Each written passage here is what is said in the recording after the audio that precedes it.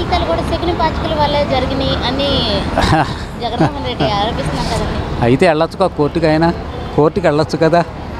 ఇప్పుడు మోసం జరిగిందని అంటున్నాడు, వెళ్ళొచ్చు, తప్పే ఉంది అందుట్లో. ఎందుకు వెళ్ళలేదు? అంటే అటువంటి స్కామ్ జరగలేదంటారా? అటువంటి అది నేను చెప్పలేను కానమ్మా.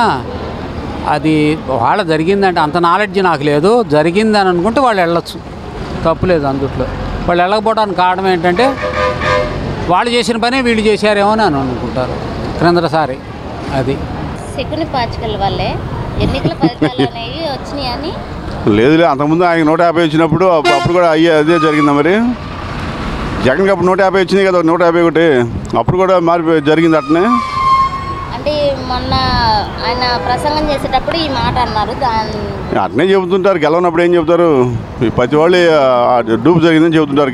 గెలవనప్పుడు, గెలిచినప్పుడేమో అంతా బాగుందంటారు, గెలవనప్పుడేమో ఏదో మోసం జరిగిందని చెబుతుంటారు.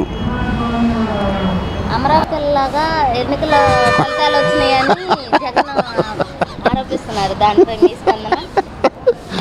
అది అందంగా ఆడు చూసుకునేది, మనం చూసుకునేది కాదు. అంటే ఆ విధంగానే జరిగిందని ఆయన అంటున్నారు. పాచికలు మరి అప్పుడు వేసినప్పుడు ఆడేసాడు. ఆ పాచికలు వాళ్ళ బాబు అస్థికలు ముచ్చుకొచ్చి పాచికలు వేసి గెలిచాడు. అప్పుడు రాజశేఖర రెడ్డి పాచికలు అని తీసుకొచ్చి వేసి గెలిచాడండి. ఎన్నికల ఫలితాలు కూడా శకుని పాచికల వల్లే వచ్చినాయని జగన్మోహన్ రెడ్డి గారు.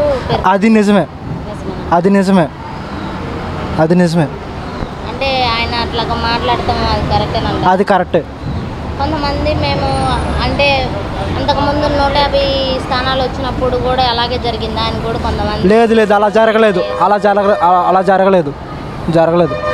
ఎన్నికల ఫలితాలు కూడా శకుని పాచికల వల్లే వచ్చిందని అంటున్నాడు జగన్మోహన్ రెడ్డి గారు పేర్కొంటున్నారు. అది ఎంతవరకు చూసుకుంటారు? అవన్నీ చేసేది రాంగే. అంటే ఆ విధంగా ఫలితాలు ఏర్పడినాయని అనుకుంటున్నారా ప్రజల్లో? కానీ ఫలితాలు ఏమన్నా ప్రజలే ఇచ్చారు కదా తీర్పు, మంచి తీర్పు. ఇంకేముంది దాని గురించి మాట్లాడేది ఏం లేదు. అంటే ఇట్లా ఓడిపోవడానికి కూడా శకుని పాచికలు ఏ విధంగా జరిగినాయో ఆ విధంగా ఎన్నికల ఫలితాలనే ఏర్పడ్డాయని జగన్ గారు పేర్కొంటారు. దాన్ని ఎలా చూడుతుంటారు? పాలన సరిగ్గా జరగల, ఎంతసేపటికి కక్ష సాధింపు చర్యలే తప్ప కరెక్ట్గా పాలన చేసుకుంటే వాళ్ళకి ఈ పరిస్థితి వచ్చేది కాదు. ఆ పాలన సరిగ్గా లేకపోవడం వల్ల ఇంత తొందరగా ఓడిపోయారు. ఎన్నికల ఫలితాలు కూడా శకుని పాచికల లాగా జరిగిందని అంటున్నారు. సరే, ఏదో ఎవరికి అనుకూలంగా వాళ్ళు మాట్లాడుకుంటారు. అది జగన్మోహన్ రెడ్డి ఇట్లా శకుని పాచికల వల్లే ఎన్నికల ఫలితాలు ఏర్పడ్డాయి. సరే, ఏదో చెప్పుకొని ఎవరికి ఇది వచ్చింది వాళ్ళు చెప్పుకోవాలి కదా.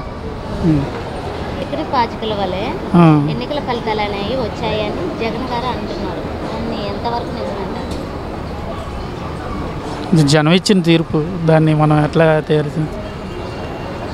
అంటే అటువంటి ఏమైనా జరిగి ఉండొచ్చు అంటారా ఎన్నికల ఫలితాల్లో? జరగకపోయి ఉండవచ్చు. ఎన్నికల ఫలితాలు అనేవి శకుని పాచికల వల్లే జరిగినాయి అని అంటున్నారు. అయ్యంత అవుతుంది. ప్రజల మనసుల్లో ఆత్మలో మనసులో పెట్టుకొని ఓటు వేసిన వాళ్ళే కానీ పైకి ఎవరు గంభీరంగా చెప్పుకోకుండా ఇలా మనసులో పెట్టుకొని వేశారు అభివృద్ధి జరుగుతుందని. ఇప్పుడు ఎన్నికల ఫలితాలు కూడా శకుని పాచికల వల్లే వచ్చినాయని జగన్ గారు పేర్కొన్నారు. దానిపై మీ అభిప్రాయం? అదేం లేదు కరెక్ట్. శకుని పాచికల వల్లే ఎన్నికల ఫలితాలు వచ్చాయని. ఇప్పుడు శకుని పాచికలు ఇప్పుడు ఎన్నికల ఫలితాలు ఏదైనా సెంట్రల్ గవర్నమెంట్ హ్యాండ్వర్డ్లో ఉంటుంది కదా. అది ఆయన చేసుకోవాలనుకుంటే మోడీ అక్కడ మెజారిటీ వచ్చినట్టు చేసుకుంటాడు కదా, ఇక్కడ ఎందుకు చేస్తాడు?